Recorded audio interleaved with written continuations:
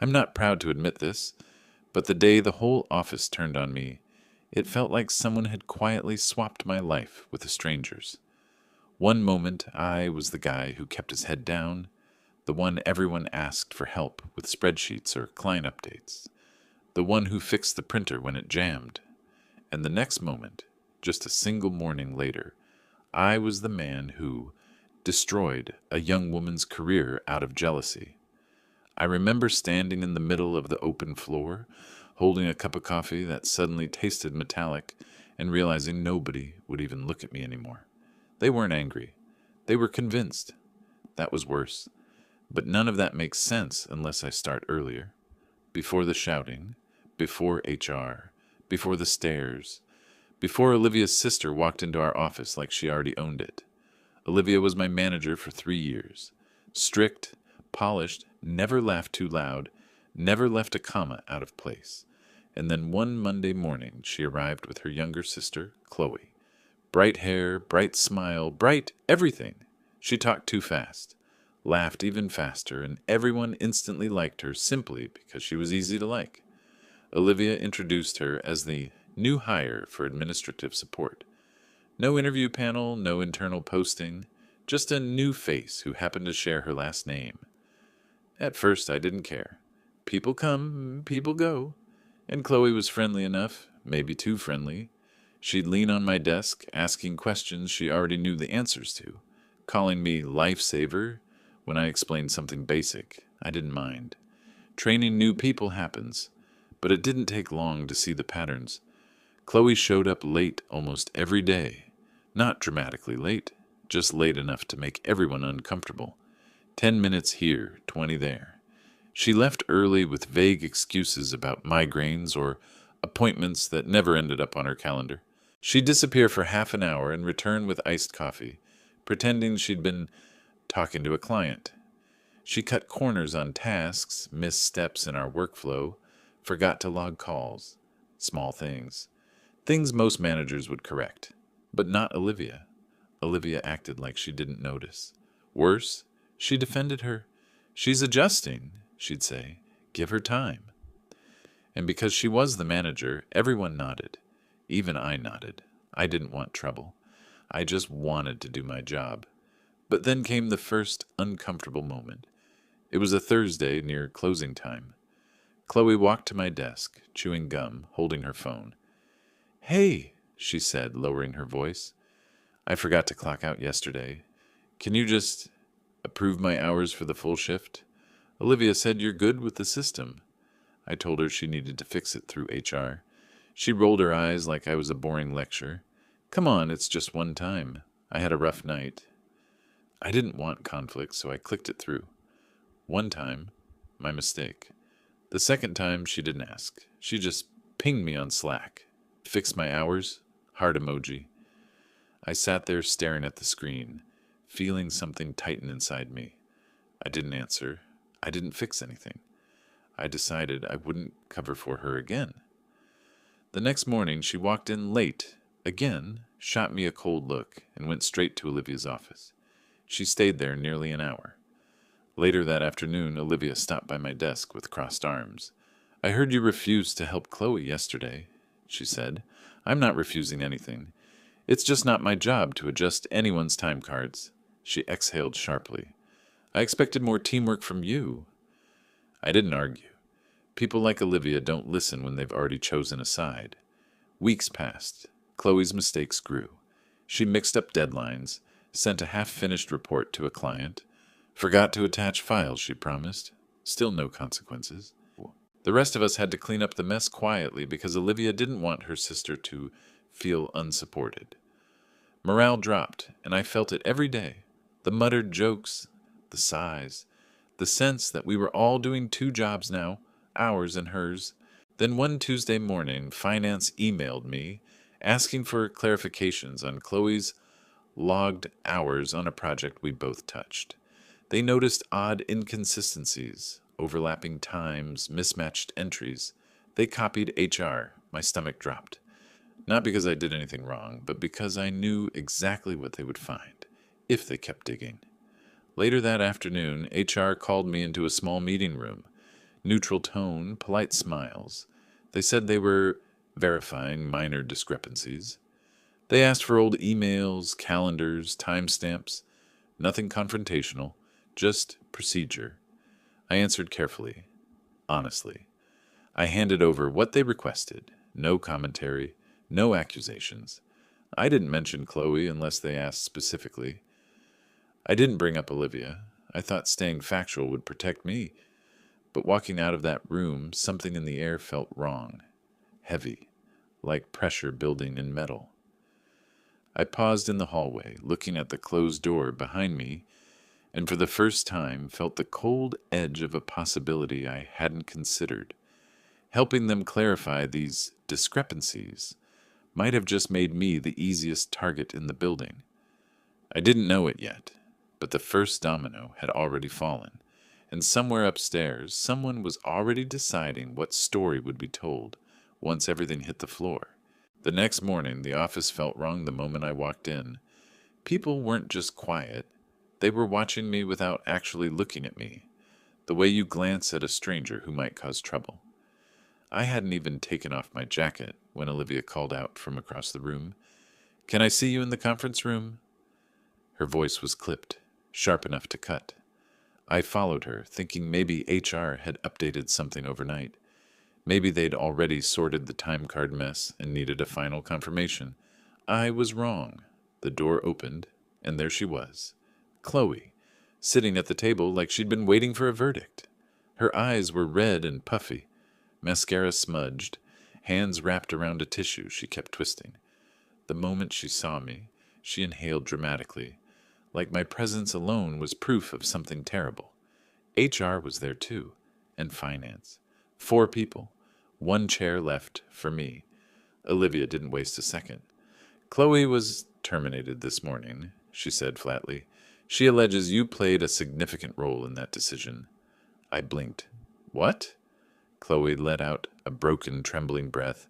"You ruined my job," she whispered, staring at the table before lifting her wet eyes to me. "I trusted you." My pulse jumped. "I didn't do anything except answer questions yesterday. I didn't accuse—" Olivia cut me off.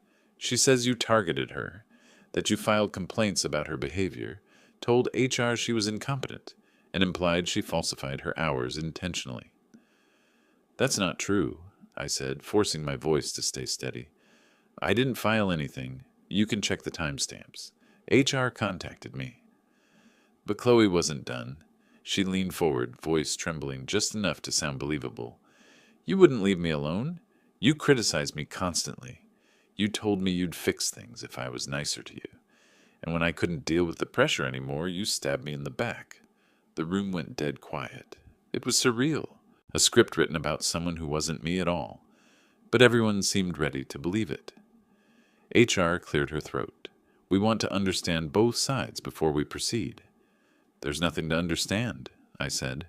"I never pressured, threatened, or supervised her. I wasn't even involved with her performance reviews. I work a different cue." Chloe sniffed loudly. "You said you'd help me with my hours if I played along." "That's not what happened," I said quickly. "She asked me to adjust 2 time cards. I refused the second and told her to go through HR. But that only backfired." Finance leaned forward. "So you did adjust one?" I felt something inside me drop. "Yes," I admitted. "Once, before I realized she was misusing the system." Chloe burst into fresh tears, loud, dramatic, almost theatrical. Olivia immediately put an arm around her shoulders. "You see?" she said sharply. "You see the pattern? This is retaliation. This is harassment. This is exactly what Chloe warned me about." There were no raised voices, no slammed doors, just a quiet, calculated shift in the room. 4 pairs of eyes turning toward me like I'd confessed something monstrous. And that was just the beginning. I left the conference room pale, shaken, and suddenly painfully aware of how small the office felt. People watched Chloe leave Olivia's office later with her face buried in her hands, and assumptions spread like spilled ink. I didn't stand a chance against the image that created. The narrative was too easy to digest. The quiet guy obsessed with the manager's sister, lashing out after rejection. It was a cliche, and cliches always sound like truth when you don't know the people involved.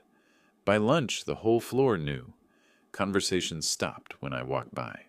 A coworker I'd eaten with 3 times a week suddenly decided to microwave her lunch downstairs. Someone else moved desks quietly away from mine. A guy from sales whispered, "Man, what were you thinking?" as he brushed past me. Nobody asked what actually happened. That afternoon, HR called me back for a follow-up. The tone was different now, colder, official, as if they were speaking to someone dangerous. Questions weren't clarifying anymore. They were probing. Why did you adjust her hours the first time? Did you ever comment on her appearance? Were you ever alone with her in the break room? Have other women in the office ever seemed uncomfortable around you? Every question was a trap disguised as procedure. I answered everything honestly, but honesty didn't feel like it mattered anymore. I could see the conclusion forming before they even finished. HR finally announced they were temporarily restricting my access to certain tasks until the situation stabilizes. That was HR language for, "We don't trust you right now." When I left their office, Olivia stood by the printer, arms crossed. "I warned you," she said quietly. "About what?" I asked. "About making things difficult for her." I stared at her, stunned. "I didn't make anything difficult. I just did my job." She shook her head, cold and certain. "Maybe you don't see what you're doing, but everyone else does. Everyone else." That stung more than anything else said that day. Walking to my car after work, the sky already dark, I realized something that hit deeper than all the accusations combined. In that office, truth didn't matter. Narratives did. Perception did. And Chloe had shaped hers before I even knew it existed. But that was just the beginning. That night, as I sat in my living room reviewing the day over and over again, something hardened in me, quietly, cleanly, the way a bone resets after a break. I wasn't going to let their version of me become the only version. I wasn't going to stay the villain in a story I didn't write. And then silence, the kind that means something's gone wrong. My phone buzzed with a notification. HR had scheduled another meeting for the next morning, this time with a representative from corporate. Whatever was coming next wasn't going to be small. The next morning, the office lobby felt colder than usual. Maybe it was the AC. Maybe it was the way people paused when the elevator doors opened and saw me step inside. Nobody said a word. They didn't have to. Their silence had already taken a side. The meeting with corporate HR was scheduled for 9 a.m., but when I arrived, the door was already open. A woman I'd never seen before stood inside. Tall, calm, expression unreadable. She introduced herself as Karen Holt, Senior HR Compliance Manager. Everyone else, the local HR rep, finance, even Olivia, looked smaller in her presence. "Let's get started," she said, and it wasn't a suggestion. She began with simple questions. Timeline, tasks. When Chloe asked me to adjust her hours, how many times? What exactly I told HR yesterday. I answered the same way I always did, calmly, directly, without speculation. Then Karen asked the question nobody else had bothered to ask. "Do you have documentation to support your recollections?" I nodded. "Yes." Olivia shifted uncomfortably. HR exchanged glances. Karen folded her hands. "Let's see it." I opened my folder. Physical because paper's harder to argue with. Emails, time-stamped messages, Slack logs, calendar invites. Everything I had quietly saved, not because I anticipated a war, but because covering for Chloe made me uneasy, long before any of this happened. I laid the documents out neatly. No drama, no speeches. As Karen read, the room went silent. She didn't blink. She didn't frown. She absorbed. And as she absorbed, Olivia slowly, visibly began to panic. But that was only the first crack. When the review ended, Karen slid one of Chloe's Slack messages toward the center of the table. The one where Chloe wrote, "LOL, just fix the hours. Olivia won't care." She looked directly at Olivia. "Did you authorize this?" she asked. Olivia swallowed. I I don't recall. Karen didn't let her finish. We'll verify your access logs. Something shifted in the air, a pressure that wasn't aimed at me anymore. After the meeting, I returned to my desk. Conversations died instantly. Chloe wasn't there, but the echo of her accusations still hung in the office like smoke after a kitchen fire. By noon, something even stranger happened. Two people who hadn't spoken to me since yesterday suddenly found reasons to avoid eye contact. Emails trickled in with odd, just checking on the status of subject lines as if people were testing whether I still had access to our systems. One coworker, a quiet analyst named Mara, stopped by my desk, hesitated, then whispered, "She lied. You know that, right? I saw her leave early almost every day. I just didn't want to get involved." Her voice cracked. I didn't know it would turn into this. It wasn't an apology, but it was something. A fracture in the wall they built around me. And then, just after lunch, the real chaos started. Corporate HR began pulling employees into room 4B one by one. People who never get called to HR were called. People who joked about office drama nervously closed their laptops. Even managers on other floors were asked to join. An hour later, IT arrived. They carried external drives and bypass keys. They requested login access from Olivia. Not politely. When Olivia refused, they handed her a directive signed by corporate. Her face went gray. That was the moment the office realized this wasn't about me anymore.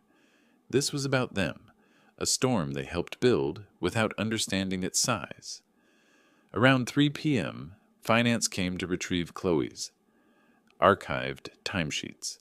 An intern watched them wheel out a cart stacked with binders and whispered loudly enough for half the floor to hear, "Damn, what did she do?" Nobody answered. Nobody had to. And then, another shift.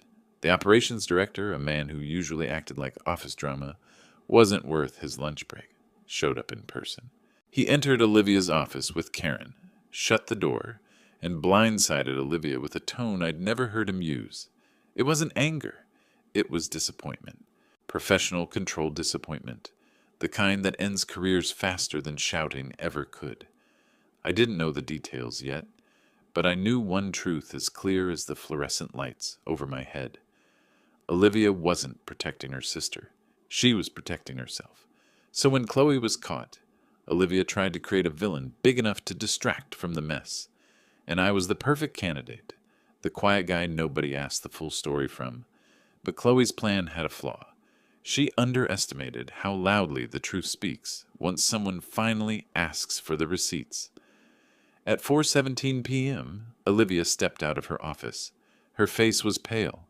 Her eyes were swollen as if she'd been crying or close to it. She gathered her coat, her water bottle, and a few personal items. She didn't look at anyone. When she passed my desk, she slowed for half a second, not to speak, but because she had to. The hallway narrowed right where I sat. For the first time since this started, she didn't look angry or self-righteous. She looked scared. She kept walking. And that should have satisfied me, but here's the strange thing. It didn't. Not yet. Because chaos wasn't the end. It was the clearing before the blow. I realized I'd been saving people who never wanted saving. I realized I'd been quiet to protect their comfort while they shredded my reputation without hesitation. That version of me died in that office chair. The version that stood up from it wasn't angry, just done. I shut down my computer, grabbed my jacket, and headed for the exit. As the door clicked closed behind me, my phone lit up with a message from an unknown number. "Corporate wants you back in tomorrow morning. Final review." Final. A word that can end things or rewrite them entirely. I didn't sleep that night, not out of fear, but because the exhaustion finally hit me in a clean, absolute way. Not the exhaustion of defending myself or repeating the same explanations to people who didn't listen, but something quieter. The exhaustion that comes when you realize you're not fighting for truth anymore. You're fighting for your name. By morning, something inside me had settled. I ironed my shirt, buttoned it slowly, drank my coffee without rushing. The drive to the office felt different too. No dread, no tightness in my chest. Just a strange sense of distance, like I was already halfway out the door of a life I didn't know I'd outgrown. When I arrived, corporate HR was already waiting. Karen stood in the conference room again, but this time her posture wasn't investigative. It was decisive. Next to her sat the operations director and a legal representative, who looked like he'd been awake since dawn. Local HR wasn't running the show anymore, and that alone told me everything I needed to know. "Let's begin," Karen said. She walked through the findings with a pace that allowed no misunderstandings. Time card manipulation, unauthorized access to client data, personal use of internal documents, false statements made during HR interviews, a pattern of misconduct dating back months, multiple instances where Olivia intervened or covered her sister's actions, attempts to redirect accountability. They didn't name Chloe's accusations against me as lies. They didn't need to. They called them unsupported claims inconsistent with evidence, a colder, cleaner way of saying the truth without emotion.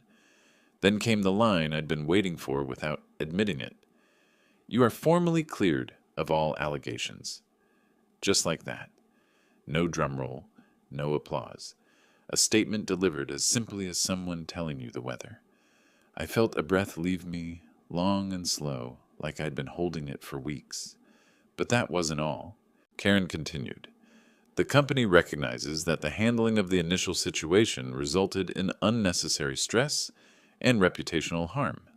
We want to ensure you're supported moving forward." The operations director slid a folder toward me.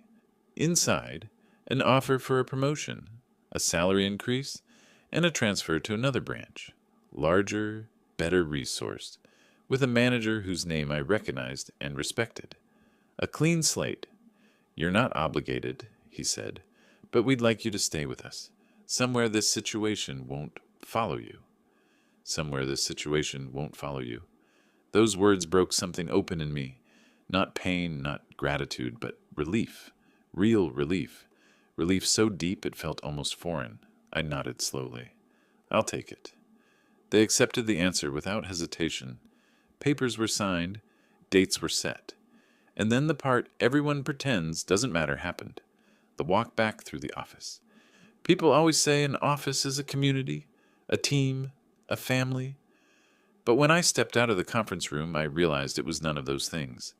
It was a set of reactions, of loyalties that shifted with the loudest voice, the easiest story, the most convenient side. Now the story had changed. The shift was immediate. Heads lifted. Eyes tracked me differently. Someone whispered, "He's staying?" Another muttered, "Corporate cleared him." A few stood up halfway as if they were about to say something but lost their courage before the words formed. At my desk, I began packing my things. Just a few items, a plant, notebooks, a mug from a holiday party years ago. As I worked, the apologies began. Mara approached first. Her voice was small. "I'm sorry. I should have said something earlier." I nodded. "I know." She winced. "I didn't mean to." "I know," I repeated softer. "It's done." Then someone else came. Then another. Each apology different, but all variations of the same sentiment. We believed her instantly because it was easier than questioning the story. I didn't offer forgiveness. I didn't offer anger either. I just listened, acknowledged, and kept packing. I wasn't staying here. Their guilt was theirs to hold. As I slipped my mug into the box, I felt someone behind me. I turned, and for a second thought, Olivia had come back. But no, it was her co-worker, a project supervisor whose office was next to hers. "She's gone," he said quietly. "They walked her out an hour ago." I didn't ask for details. I didn't need them. The image painted itself. Her office emptied, her badge disabled, her reputation rewritten, in a way she couldn't control this time. He hesitated. "If it means anything, the people who matter know you weren't the problem." "It means something," I said, and it did. Not everything, but something. When I walked toward the elevator with my box, no one looked away anymore. Some nodded, some smiled, embarrassed. Some didn't know what expression to choose. It didn't matter. Their reactions were no longer part of my story. Outside, the air was cold but still. I set the box in my car, sat behind the wheel, and let the engine idle for a long moment. I didn't think about Chloe. I didn't think about Olivia. I didn't think about the awful meetings or the whispers or the assumptions. I thought about quiet, real quiet, the kind you earn after choosing yourself over other people's narratives. Over the next week, I transitioned to the new branch. New desk, new team, new culture. People greeted me without suspicion, without stories preloaded behind their eyes. My work was my introduction. My past wasn't even a footnote. The second Friday at the new office, I left early and walked past a coffee shop on the corner. I stopped, went inside, and ordered something I'd never tried before, just because nobody here expected anything of me. The barista smiled like I wasn't a case file or a rumor, just another customer. On my way out, I checked my phone. One unread email from Chloe. I didn't open it. I deleted it. Then I blocked the address. I walked home slowly, letting the evenings settle around me. No drama, no noise. Just the simple, solid weight of my own life fitting correctly again. People like to imagine revenge as some grand explosion, a dramatic downfall, witnessed by crowds. But sometimes revenge is quieter. Sometimes it's just truth catching up to the people who ran from it. Sometimes it's walking away with your dignity, while the ones who tried to bury you trip over the hole they dug. I didn't win loudly. I didn't need to. I just didn't lose. And that was enough.